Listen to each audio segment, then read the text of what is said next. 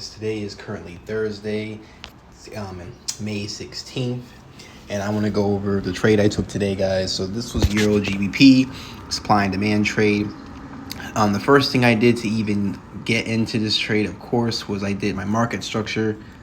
Sorry guys, waiting for this fucking thing to fucking load. Hold on. All right, there we go. So the first thing I did was I went on the Ignore that. I went on the 5-minute, and I saw this gap right here that price was reacting off of. And to my notice, it did. It came there and reacted off.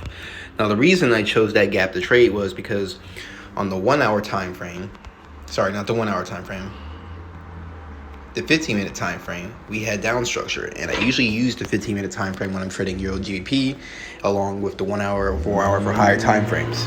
So, after I saw the 15-minute, we had one current high,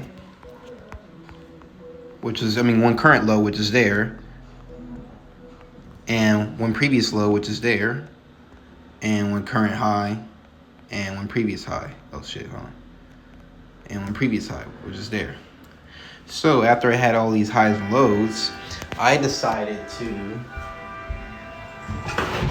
after I saw all these highs and lows, I decided to enter a trade. And look, we're gonna go ahead and delete this here and zoom in. And if you notice, within this current price range, we see those two gray lines, that high and low. Price came back, tapped into this zone at the premium side of the range. The premium basically means more expensive side, because if we divided this range in half, the higher the range is, the higher price comes into the higher range. That's where the price is more expensive. And the bottom of the range is always where price is the cheapest. That's why people say buy the dip, because you're buying cheap and selling high. And so right here, price over here, the previously came over and hit that gray box after it came high, and it sold off from this point.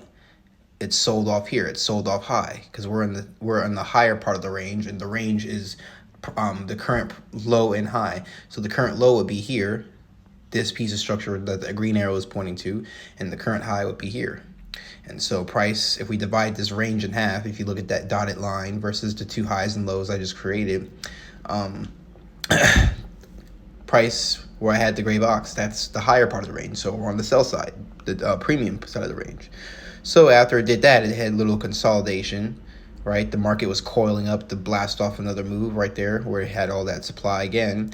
And after it had that supply again, I noticed it broke structure after it tapped into that gray box, leaving another gap, because when the market is volatile and there's movement in the market, there's aggressive price action going straight down, the market doesn't always have time to fill in the gaps like it usually does. So this is called unhealthy price action. So that's why there's gaps that form.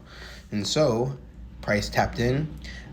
I had my stop loss at the candle, and I targeted this area, this little bank level here, right here.